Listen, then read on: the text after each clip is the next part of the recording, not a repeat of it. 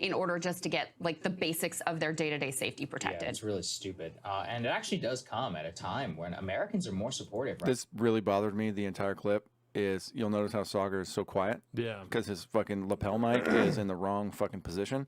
So you can't hear him talk half the time unless he's facing Krystal. Right. Yeah. Or you guys have such a big ass fucking production. Get rid of your stupid lapel mics and get a couple boom shotgun mics and a sound guy. Well, their shit's a triangle. It's not a trapezoid. It's a rounded triangle. But yeah, you can probably fit 5 people around that whole little swoop there. Looks like there's screens inside, like little iPads inside of the little. You know, they got to have their fucking. It's got to be MSNBC, Dude, bro. You racking out here, bro. Right now of better wages and protections for workers than at any time really in modern history. Let's go ahead and throw this up there on the screen, guys. We have here voters strongly supporting raising the minimum wage to $12, $17, and $20 per hour. This and this is also really what we're going to talk about. Yeah. The UPS thing is an introduction to this $20 minimum wage thing. Yeah. Somehow.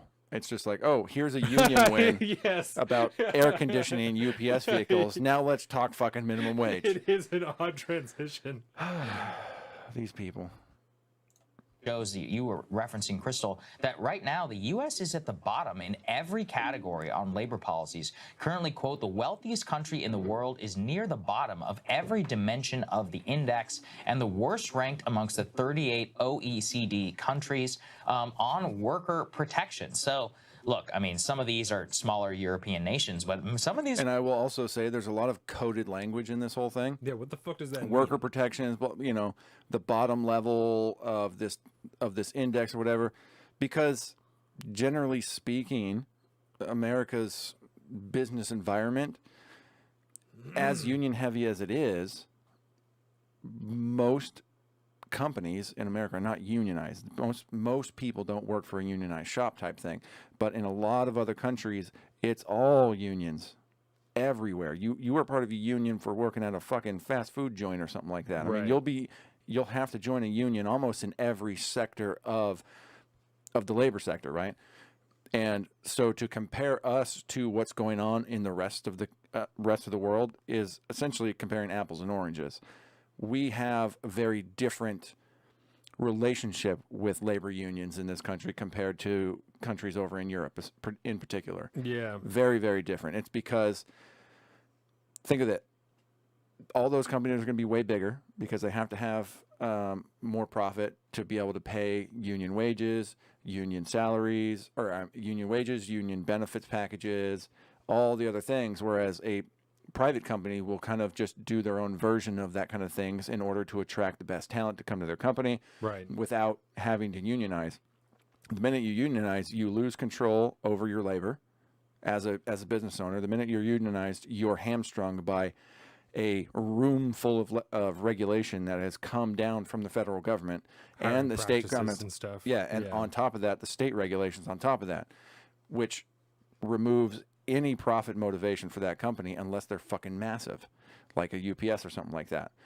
Whereas overseas, it's like all unions all the time. That's just the way it is over there. So it works for them because that's the way they do business over there. That's the way they run their society. It's all very centrally controlled, and you have to have these big groups of people fighting against the bosses out there, and it's just a total adversarial relationship from the point out there. There's no consenting agreements between you and your boss about what you're going to make or how you're going to do your job. No, the union tells you all that good stuff, and then the bosses just work with the unions.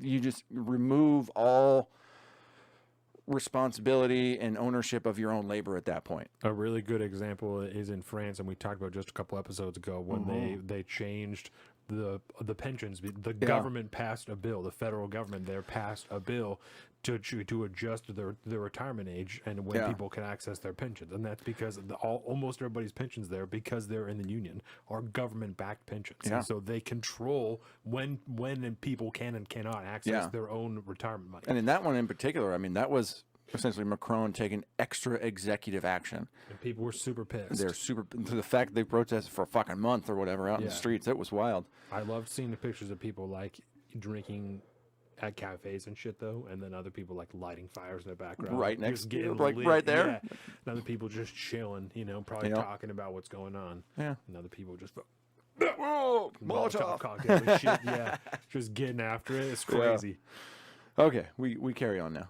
These are also like major dynamic economies as well. And so when you consider like when up against some massive, like some peer competitors, which also have, you know, pretty good dynamic market economies, that's something that everyone, I think, is genuinely aware of for these workers, like UPS workers and others, whenever they're striking. We saw this in the railway unions, even though the railway strike, the bipartisan, you know, consensus was to come in and basically crush them in the deal. The overall American people were with the railway workers, especially when they heard. I mean, we played that famous clip of the Newsweek, the Newsmax anchor. I'm sorry, whenever he was like, "Oh, so he's like, why are you guys striking? What's going on?" And he's like, "Well, we literally don't get any sick leave." And he's like, "Wait, really?" And he's like, "Oh, that's pretty bad." Yeah, and it's like, imagine if this was like an airline pilot. yeah, when he heard would feel about when that. he heard that, you know, live on the air, it was just a hilarious moment. You know, somebody. One of the best things about the show is watching two members of the political elite, because don't get it twisted, they both are. That's all they've ever been in. Yeah. Both of them have either worked for the corporate press in some giant capacity where they're talking about politics. Yep. Saagar used to be a White House fucking correspondent.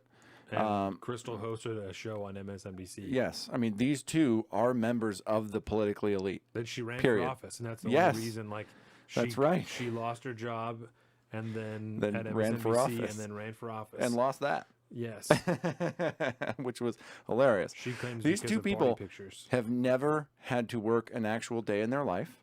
They have no relationship with a. They would have no idea what it's Boom, like roasted. to be a member of a blue collar community, to actually go in there and use fucking sweat equity Right. into raising your lot in life. They have zero concept of that. Because So Crystal's like, I'm blue collar. My dad owns guns, but he doesn't understand why someone would own an AR-15. and as a quote unquote conservative, Saagar has the fact that he is so openly willing to just support these massive unions, that essentially all they do is raise cost for the consumer exponentially. And he's fine with that. And we'll get into that more in the minimum wage thing for sure. Yes. Predisposed to say this is totally ridiculous. And then he heard the truth. He's like, yeah, he's like, you can't have that. But then of course the government just came in and crushed it. anyways. Yeah, well, almost that's, like it I think, a shouldn't really be key unionized. point, because what you see here is a failure of democracy. When you have the public, overwhelming majorities, get there. bipartisan majorities of the public who want one thing, and the actual policy implemented by elites is at the polar opposite end of the spectrum. What? I have a news flash for Crystal Ball here. You know that when you go to work for a company, companies are not democratic establishments. What role did the government have in this? It's democracy. Everything should be a democracy. Everybody at a company should have an equal say in how the company is run. It's a failure of democracy. Democracy in all things, Donovan. That is the socialist dream. Democracy in all things. Unless, of course, the democracy just creates the centralized power that tells you what to do, but that's fine. I'm going to put this on record right now. For anybody who ever works at this company in the future, you can watch this clip. You do not have equal say over what happens in this company as me and this other man at the table. No. Him and I are the ones that control what happens. This is a dictatorship. Yes. That's how this works. It is a two-headed dictatorship. That's right. Yes. We got dual consuls going on here, you know, just like the Yes. Roman Republic of old. Yeah, it is a biumvirate. No, a biumvirate. Yeah, you do not have equal say. We will tell you how the company will be run. And Exactly. we will tell you the things that you should be doing. And if you Yes. don't do those things, we will remove your job from Yes, you. exactly. And we will find someone else who will do the things that we're asking them to do. That's one of my biggest problems with her entire concept of workers and working, is that she essentially believes, again, from never owning a company or ever actually working for a real life company that isn't involved in a massive union. Yeah. 'Cause even NBC or MSNBC, all those guys are unionized in their various little unions. I guarantee you there's multiple unions that work at MSNBC. Some of them are probably like in the Screen Actors Guild and shows. Yeah, I'm certain a lot of them are. Also, just conversely to what I said, if you help us grow, because I want it to sound good to work here, if you help us grow, I'll pay you more money. You will be rewarded handsomely. I Yes. promise you that. That's how it's worked at the job that I'm at now, and I Yes. see it to be a very effective motivator. So, It is. if you help us grow, If you make us more money, we Yes. will give you more money. Yes. That's how that goes. I promise you that. Yes. As somebody who used to run a business, Yeah. I could tell you that's the way I ran my business before that. And it works really well. And we'll do it's cool a good shit. motivator. We'll take you to the range. We'll help you build guns. We'll show you the way. It's going to be great. Yeah, no corporate team building exercises over here. We Just get don't real life endeavors. Just don't get it twisted. We run the shit. I love that. It's undemocratic. This is a failure of democracy. The she failure of said. democracy. That is very interesting. And I just go, newsflash, bitch. It's a dictatorship in my company. Yeah. That's how that works. What can you call that other than a crisis and complete failure of democracy? There it is again. So in terms of that report of the U.S. ranking last in basically every category with regard to labor rights, there were a number of metrics they considered here. They considered wage policies, like what's the minimum wage? What kind of unemployment support is there? They considered worker protections, things like Do you have health care? paternity Do you leave? have paid leave, as you were discussing with the railroad workers? Is there equal pay across, genders and different identity classes? Is there child care for a support? second Are there because I have pregnant? a really good inequality among the minority groups, global rankings. There are,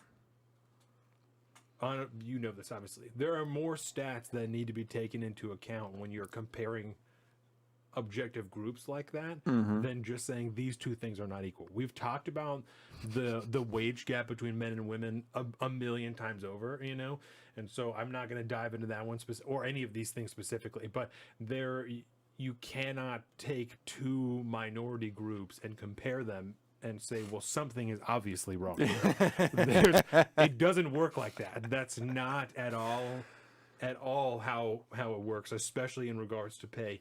And the second point that I have on that is about meritocracy, because this is just, I'm going to say it's a feeling because that feels good to say. I got a feeling. I feel very confident from the experience I have in business and discussing with other people in their experience working. Meritocracy is more alive in this country than corporate media wants you to believe. Yes. If you work almost anywhere, but specifically at a good company, and you work hard, you will make more money. I promise you that. And if you don't, it's because you have a shit company. There are obviously off chances that the person you're working for is a racist or is a sexist or is a whatever and doesn't respect you because of a certain immutable characteristic about you. The likelihood of that is statistically very low. If you work hard, you will see success and make more money. Some of these jobs, this shit that she's talking about,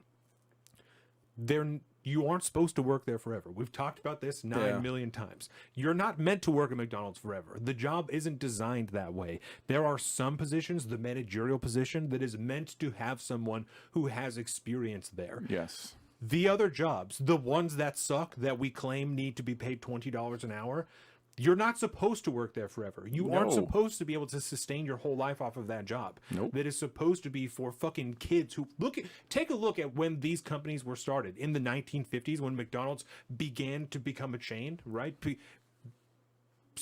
That was not a good sentence. Franchise? Yeah, when it started becoming a chain, right?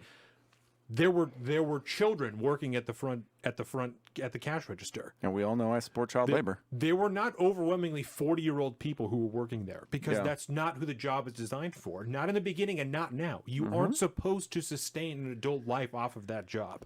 That beginning job is meant to get you enough money to get out of your parents' house and to probably share a house with somebody else and get enough to get by. Yeah. So you can maybe save a little bit of money and have work experience to find a different job. Even the managerial job, you aren't supposed to be there forever. That job is, again, designed to get you managerial experience so you can work for a different fucking company. That's the whole idea.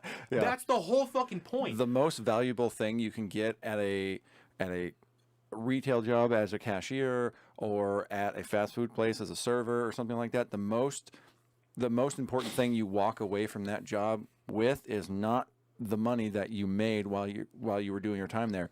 It's the line item entry you get to put on your resume to show I worked at this place for a year and I fucking showed up every day and I didn't get fired and I did my job. Yes. That gets you a better job a year later at not a shitty company. And I don't know. That's something, I don't have an answer for this. It's just I don't know where that went, you know, and I feel like an old man when I say that, but that feels very logical to me, that if that isn't your work experience, then there's something that is, I'm speaking solely on conjecture and opinion now. If that isn't your work experience and you aren't fitting into that small minority of people that I talked about that is subjected to one of these people that are oppressing you, legitimately and actively being discriminated against for an immutable characteristic. If that isn't the case and your work experience isn't that you worked harder and you didn't make more money and you didn't get to a higher position and you couldn't go find a better job somewhere else, then there's something that is altering your perception of what is going on, or you weren't actually fucking working hard. You know, I don't know of a company where hard work just is never rewarded in any way at all, and people continue to work there. Because when companies are like that, in my experience, people leave. There are some people that stay. Some people who are unwilling to leave, they're afraid, they're whatever. People will leave. Well, and within a lot of these jobs, you know, if you're actually a relatively decent go-getter at any of these baseline like retail or fast food jobs, you're instantly fast-tracked by the manager to get on the train to becoming like assistant manager, and then get managerial experience again to throw on your resume, which then broadens your future endeavors even that much more. It's one thing to show up on time and to do the bare minimum and get paid your paycheck. I can show up and I can work. Cool. That's cool. But if you start getting tracked into the managerial side of things, that's a whole nother thing to throw on your resume. And it looks good because then it also shows advancement and that you have the ability to like try to strive for more. Like, I'm a real meritocracy-based person. I work hard, I get rewarded, and I take the opportunities to advance when they're presented to me. I don't sit back and be like, no, I'm just chilling here, man. I'm cool here. I started making more money at this company that we're at now when I started asking to do more shit. Like, when I chilled and I just did what I was asked, I got regular raises that were fine, and they would come intermittently. When I started making it aware, hey, I want to do more stuff. And when we ran out of work and I didn't just stand there and find a little thing, and I went and I found Dan or someone and was like, hey, what can I do? What is next? What is next? And consistently being up someone's ass, showing them that I wanted to work, I started fucking stacking. So, like, I don't... In this conversation, and I'll have to think about this more, the only thing I can chalk it up to right now, this perception and this idea that they're expressing, is exactly what you said, that they've not worked for a meritocracy-based company. They've worked for connection-based companies, and that's how you make it in corporate media, is you go to a good school that they recognize and they find to be... fancy or whatever the fuck, you know, and you start working there. And so I don't know. I think, like you just said, it illustrates their complete and utter ignorance on the actual subject in which they're speaking. Joseph, show the fuck up and do the fucking job, and you can get a better job with some work experience. And if you bust your ass, you may leave with good recommendations. So basically, what he said. Yes.